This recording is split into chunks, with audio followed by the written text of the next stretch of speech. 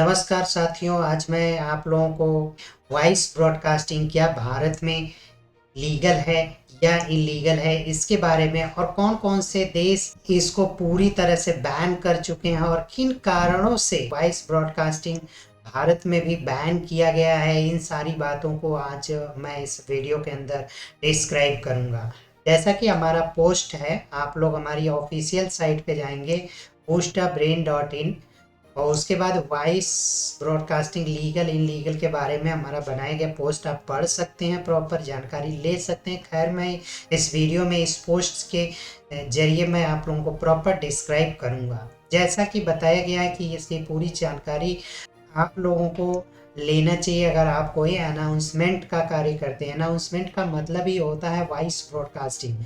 Voice broadcasting call के जरिए करना क्या ये लीगल है, इसके बारे में प्रॉपर जानकारी मैं आज बता रहा हूँ। तो वॉइस ब्रॉडकास्टिंग, सबसे पहले आप लोगों को जानना होगा कि वॉइस ब्रॉडकास्टिंग होती क्या है। ये कॉल के जरिए बहुत सारे लोगों को एक ही वॉइस बार बार कराया जाता है और अलग अलग लोगों को कॉल उठाते हैं तो उनको रिकॉर्डेड वॉइस सुनाई देने लगता है। ये सारे ट्रिक और टेक्निक को ऑटोमेटिक कॉल के जरिए अनाउंसमेंट करना ही वॉइस ब्रॉडकास्टिंग होती है। तो अब मैं इस पर बात करता हूँ कि ये लीगल है या नहीं है। तो सबसे पहला मैं आपको रेफरेंस देता हूँ, क्वोरा से हमने कुछ इन्फॉर्मेशंस लिया है। यहाँ पे लिंक पर क्लिक करके आप क्वोरा से पूरी इंफॉर्मेशन लोगों ने इस पर डिस्कशन करी है, यहाँ से भी हमने इस इंफॉर्मेशंस को उठाया है। साथ में हमने बहुत सर्च करने के बाद ये कंक्लूजन हमने बनाया है, जिसमें सबसे पहली बात कि भारत में वॉइस ब्रॉडकास्टिंग की वैधता क्या है। तो भारत में वॉइस ब्रॉडकास्टिंग लीगल है, लेकिन किन कारणों पर लीगल है इसके बारे में मैं आज बताता हूँ। तो सबसे पहली बात कि बैंकिंग के लिए, हेल्थ केयर और एजुकेशन संस्था इत्यादि के लिए सूचना प्रसारण करने के लिए वॉइस ब्रॉडकास्टिंग लीगल होगा। इसके अलावा OTP, account balance alert, medical appointment reminder इत्यादि के लिए किया जा सकता है। साथ में इमरजेंसी अलर्ट्स जैसे कि कोविड अलर्ट्स के लिए किया जा रहा है। गवर्नमेंट की तरफ से ये प्रोजेक्ट्स चलाए जा रहे हैं और अभी भी चल रहा है। इलेक्शन कैंपेन्स के लिए भी चलाया जा रहा है, आप इसको कर सकते हैं। प्री अप्रूव्ड मार्केटिंग कॉल्स के जरिए ही होना चाहिए। ये बात आपको ध्यान देना होगा कि कस्टमर इस चीज के लिए परमिट करता है या नहीं करता है। इसके लिए खास बात मैं आपको बता दूं कि इसमें जो आप वॉइस ब्रॉडकास्टिंग करते हैं उनमें आपको एक स्पेशल टाइप का वॉइस आपको बनानी होगी, जैसा कि आपको हमने ये नोट पैड में बनाया है। मैं आपको प्रॉपर दिखा देता हूं कि जैसे ये हमारा मैटर यहाँ पे बना हुआ है कि नमस्कार, एबीसी कंपनी दे रही है आपको बहुत सारे फायदे वगैरह, या फिर जो भी जानकारी। अधिक जानकारी के लिए एक दबाएं, और यदि आप कॉल दोबारा नहीं चाहते हैं तो 9 दबाएं, या कोई भी बटन आप प्रेस करवा सकते हैं। और जिन्होंने भी एक या जो भी न कॉल चाहने वालों ने दबाया है, तो मशीन के जरिए इसको डेटा को आप हमेशा के लिए डिलीट कर दें वहां से, कि उनको एक बार के बाद दोबारा कॉल्स नहीं जानी चाहिए। ये सारी चीजें, तो ये कॉन्सेप्ट आप लोग ध्यान देना होगा, क्योंकि ये एक रेगुलेशन के अंतर्गत है कि आप कस्टमर को बताएंगे कि आप ये दोबारा तो नहीं चाहते। अगर चाह रहे हैं कि इसको क्लोज कर दिया जाए, दोबारा कॉल्स आपको ना जाए, तो भी बाकी आप अनाउंसमेंट करने हैं तो एक बार आप कर लीजिए, उसके बाद उस पर्सन को दोबारा कॉल ना जाए।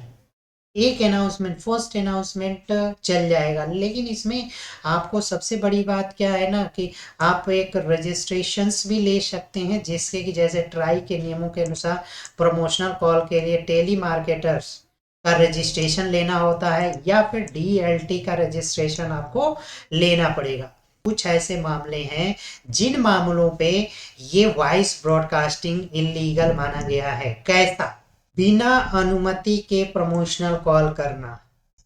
अगर आप बिना अनुमति के कर रहे हैं, जैसे यदि ग्राहक के कॉल अनुमति नहीं दी है, तो यह गैर कानूनी माना जाएगा। लेकिन ध्यान रहे, एक बार आप कॉल कर रहे हैं तो कोई प्रॉब्लम नहीं, लेकिन अगर हर रोज जा रही है या हफ्ते में एक बार जा रही है, बार बार जा रही है, तो ऐसा करना ये बिना अनुमति का ही होगा। अगर उसने नो प्रेस कर दिया है, जैसा हमने बताया आपको कि यहाँ पे नो प्रेस कर दिया है किसी ने, तो आपको फिर उसके डेटा पर कभी गलती से भी कॉल नहीं जाएगी, क्योंकि अगर वो लीगल एक्शन लेता है तो उसके लिए प्रॉब्लम्स क्रिएट होगी, टेली मार्केटर्स के लिए प्रॉब्लम्स क्रिएट हो सकती है। उसके बाद आता है इस स्पैमिंग करने के लिए बार बार कॉल्स करना, लॉटरी जीतने जैसी चीज़ें या बैंक अकाउंट अपडेट कराने के लिए जैसी कॉल्स को अगर आप कर रहे हैं, तो ये भी एक तरह से इलीगल पूरी तरह से माना जाएगा। कुछ ऐसे कस्टमर होते हैं जो लोग डू नॉट डिस्टर्ब ऑन करते हैं, जिनका नंबर डू नॉट डिस्टर्ब का है, आप उन नंबरों पे कॉल ना करें। इसके लिए पेनाल्टी भी हो सकती है, 10,000 से 50 लाख तक का पेनाल्टी हो सकता है। जैसा मैं बता रहा हूँ कि ये वॉइस ब्रॉडकास्टिंग करने में इस तरह की समस्याएं उत्पन्न हो सकती हैं, तो इसलिए आप लोग सबसे पहला आप डीएलटी रजिस्ट्रेशन करवा लीजिए। ट्राई के नियमों के अनुसार सारा प्रोसीजर करिए, जैसा कि वॉइस हमने बनाकर डाला है, तो ये चीज़ें आप उसमें वॉइस के अंदर डालिए। साथियों, अब उसके बाद हम चलते हैं कि कई अन्य देशों में वॉइस ब्रॉडकास्टिंग की क्या स्थितियां हैं। जैसा कि भारत में वॉइस ब्रॉडकास्टिंग लीगल भी है और एक कुछ मामलों पे इलीगल भी है। तो इसके बाद आते हैं कई और देश, जैसे अमेरिका वगैरह में है। अमेरिका के नियमों के अनुसार वॉइस ब्रॉडकास्टिंग पूरी तरह से बैन है। बिना सहमति से किसी को भी आप कॉल वगैरह नहीं कर सकते हैं। अगर आप कॉल करते हैं वॉइस ब्रॉडकास्टिंग, तो यह आपके लिए मतलब पेनल्टी युक्त हो सकता है। यूके में मतलब इंग्लैंड में क्या स्थिति है, इसके बारे में भी आप देख लीजिए।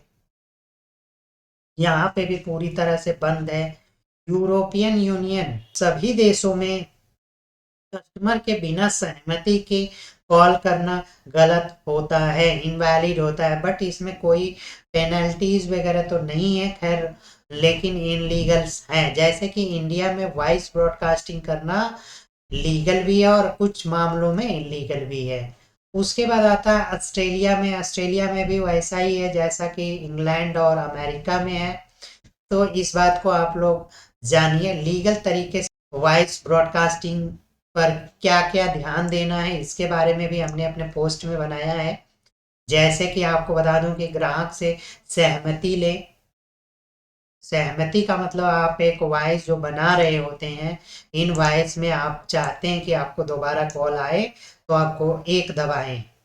ऐसी सहमति आप कस्टमर से लीजिए। तो ये चीज़ें ग्राहक से सहमति, डू नॉट डिस्टर्ब नंबर वालों पर कॉल करने से बचना होगा। अगर आप ऐसा चेक करते हैं, कई ऐसे प्रोग्राम्स हैं जिसके माध्यम से डीएनडी नंबर को चेक किया जाता है। उसके अलावा प्रमोशनल ट्रांजैक्शन कॉल के लिए डीएलटी रजिस्ट्रेशन ज़रूर करवाएं। जैसा कि मैं आपको बता दूं कि डीएलटी रजिस्ट्रेशन के लिए आप हमारे ऊपर दी हुई वीडियो पे आप क्लिक करके पूरी जानकारी प्राप्त कर सकते हैं। उसके अलावा कस्टमर को ऑप्शन प्रोवाइड कराएं कि वो, और ट्राई की तरफ से भी बहुत सारे नियम हैं, जिन नियमों का पालन करना होगा आपको, ये सारे नियम। और दोस्तों, अगर इससे संबंधित कोई ब्रॉडकास्टिंग सर्विस बिल के बारे में प्रॉपर जानकारी प्राप्त करना चाहिए, तो इंडियन एक्सप्रेस न्यूज़पेपर के द्वारा ये दी गई इन्फॉर्मेशन से यहाँ पे आप क्लिक करके प्रॉपर जानकारी प्राप्त कर सकते हैं।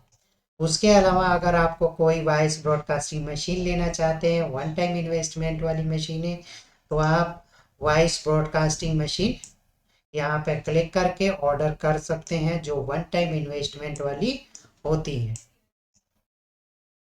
तो दोस्तों, अगर ये वीडियो अच्छी लगी है तो लाइक ज़रूर करिएगा और शेयर और सब्सक्राइब करना मत भूलिएगा। थैंक यू दोस्तों, नमस्कार।